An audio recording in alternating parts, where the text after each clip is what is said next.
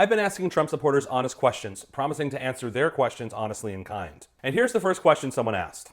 How can one support Kamala after the failure of the last 4 years? I truly don't understand. This is the kind of question that I think a lot of Kamala supporters would simply roll their eyes at, but I really want to give you my best answer. The first thing I have to say is that if you don't consume a lot of conservative media or have a lot of Trump supporters in your social circles, you really don't get the impression that the last 4 years have been a failure. Unfortunately, this question is not specific to any particular failures, but I can guess that some of the major ones that I hear about are economy, really we're talking about inflation, and immigration. So let's talk about inflation. I think that all politicians, including Democrats, very much overgeneralize their thoughts and opinions on inflation. Mostly what I hear from other progressives is that inflation is caused by corporate greed. And I think that to a large extent that's true.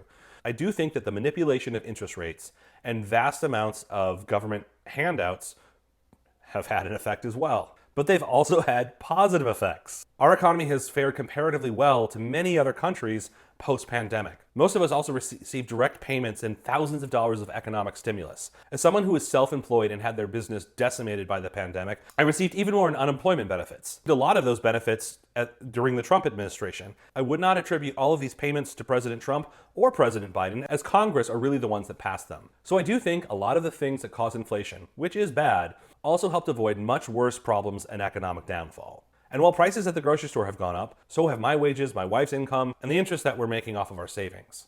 I'm absolutely not an economic expert, but I do know that economies are very complicated and the reactions to economic policies tend to be quite delayed, making it very difficult to attribute whose policies caused what the benefits of those policies were compared to the drawbacks. Again, I think politicians across the spectrum are cowards when it comes to talking about complicated issues honestly. They're not only looking for sound bites, but afraid of having theirs taken out of context. When it comes to immigration, both Donald Trump and Joe Biden have been incredibly restricted by Congress when it comes to implementing any of their policies about immigration. I also think it's very important to remember that people immigrating here are human beings. We certainly can't ignore real problems brought about by illegal immigration, but we also can't ignore human suffering. We can't place what's best for us even above what's right and wrong.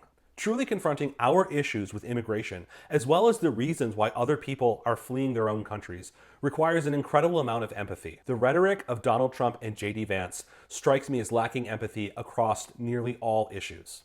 While it may seem like Joe Biden and Kamala Harris have not made immigration a high enough priority, I also think it's understandable to see how very little optimism there would be about confronting this issue with Congress as it is. Speaking of optimism, I have very little that what I'm doing is going to change anyone's minds, but I am more hopeful that we can become more honest with our answers and our questions to each other.